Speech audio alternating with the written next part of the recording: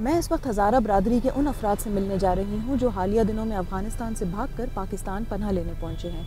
उनके यहाँ आने के पीछे एक सबसे बड़ी वजह उनके खिलाफ तालिबान के मुबैना हमले हैं, जिनमें अब तक 9 अफराद हलाक हो चुके हैं।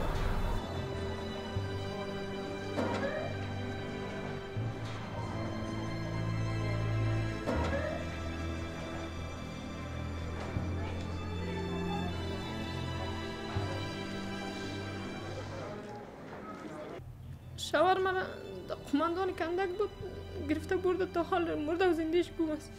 از کسی حوال ندارم. یگانه گناه ما چیست؟ هزاره است. جرم ما هزاره بودن ماست. دیگه ما اگر خیلی مجبور نمیشدم، من تفلکی 3 ماه دارم. قد تفلک 3 ماه خود من نمی آمدم طرف پاکستان. از اونجا که تا اینجا ما آمدیم چقدر از بسیار با مشکلات بسیار آمدیم ما.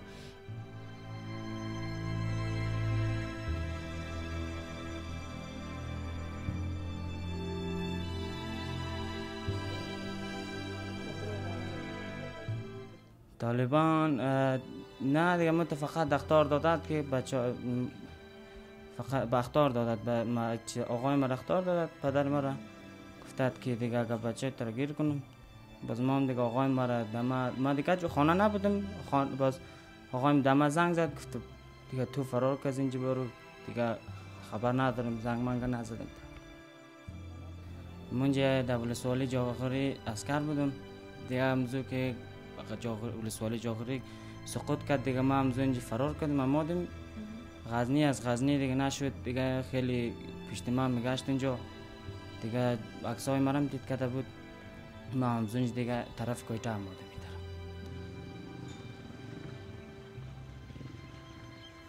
लेकिन हज़ारा बरादरी ने अपनी हिफाजत के लिए जिस जगह का इंतखाब किया है वो भी उनके लिए कोई महफूज मकाम नहीं है। हज़ारा बरादरी क्वेटा को हज़ारा का कब्रिस्तान कहती है, जिसकी एक बड़ी वजह यहाँ पर होने वाले उनके खिलाफ हमले हैं, जिनमें अब तक कई 100 अफराद मारे जा चुके हैं, जिनमें से कई यहाँ पर दफन हैं।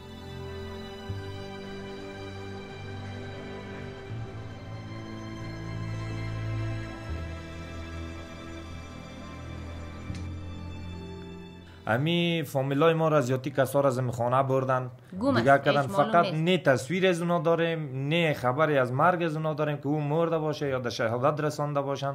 زیاد هستن دیگه، از مثلا ایتو دی کوچه میریم میپرسیم که چند نفر، میگن تا از ما 2 نفر گم است، تا فعلا نیت معلوم نیستن دیگه. کل جای می تو بیخی و دیگه نمیخوایم تجربه کنیم دیگه، بیخی خسته شدیم.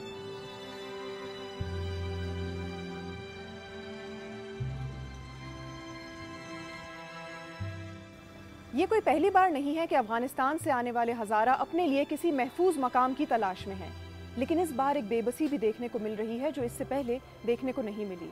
खुद को लाहक खतरात के बावजूद इस वक्त कई अफगानिस्तान से आने वाले हज़ारा का कहना है कि इस वक्त कोई भी जगह अफगानिस्तान वापस जाने से कई गुना बेहतर है।